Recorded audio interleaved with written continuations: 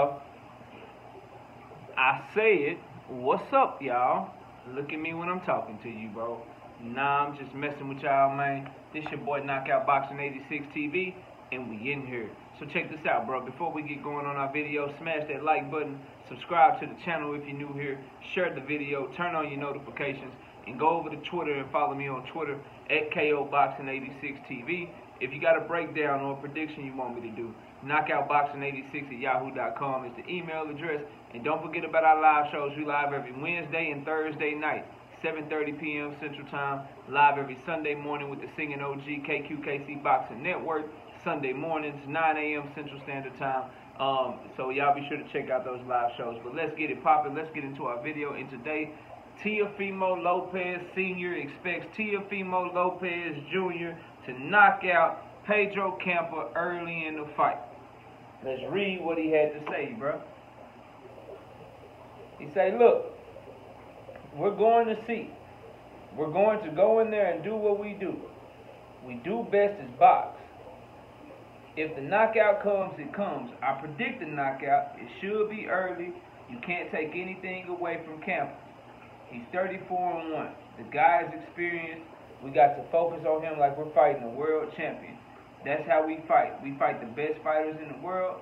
That's what makes my son great. But this time, we'll be able to box. Stay in range and pick his shots and get him out of there. If we can get him out of there soon, it'll happen soon. If not, the mid-rounds, that's what I'm calling. We got to put an exclamation point in this fight. We know what happened last time, and we just got to make the best fight. The fight of the year type of thing, that's what we're looking for this year. Hopefully we do good and fight in December. We beat one of the greatest fighters out there right now. We'll probably become the fight of the year, and I will become coach of the year again in 2022. We did it in 2020. Why can't we do it now? We did it with the toughest guys, Lomachenko. We're good and ready to go. We're ready to roll. Don't miss it. August 13th, be there.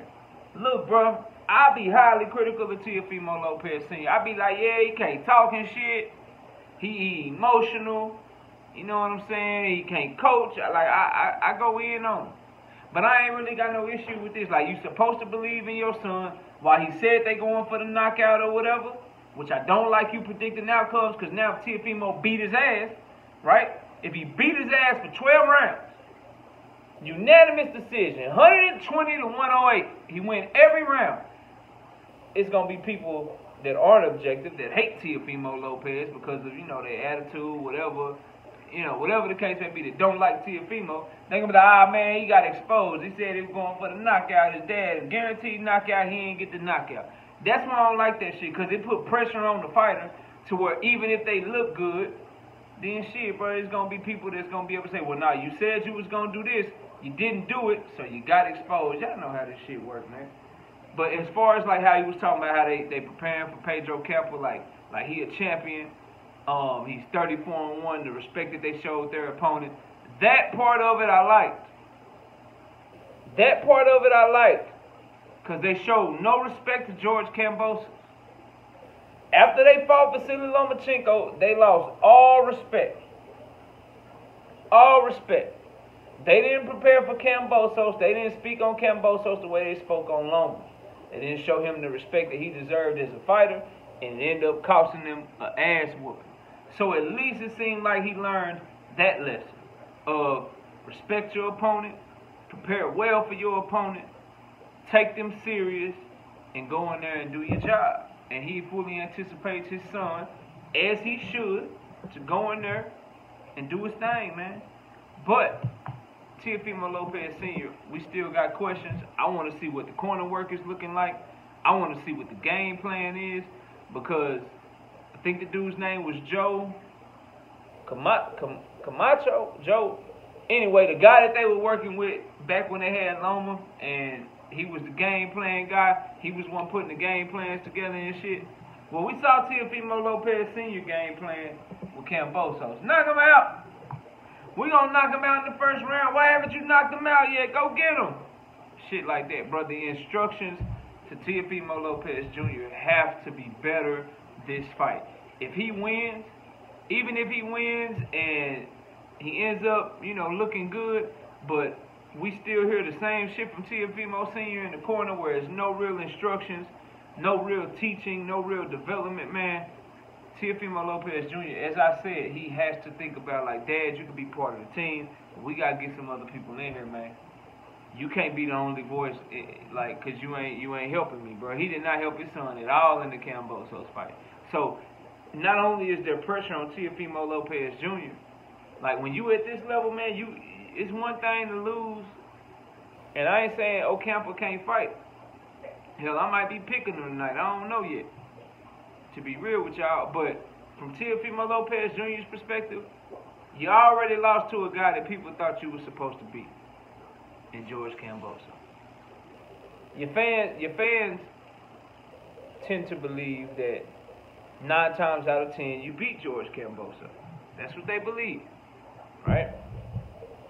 We'll never know, because I don't think we'll ever see that fight again. But you can't lose another fight that you're supposed to win. You start doing that, they gonna start looking at opponents for you. Still get big fights, but it ain't gonna be the type you want. See, you wanna fight this fight, and you want names like Josh Taylor, Jose Zepeda. You know what I'm saying?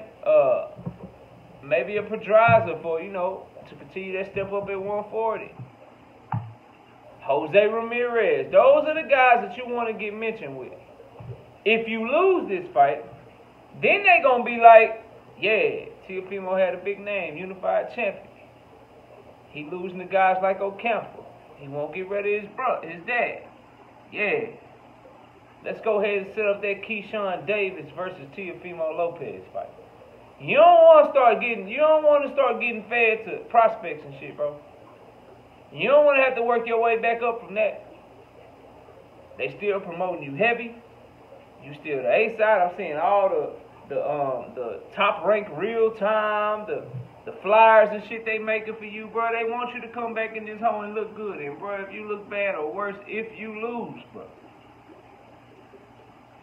man, you might still be a top rank fighter, but the opponents that start coming across your desk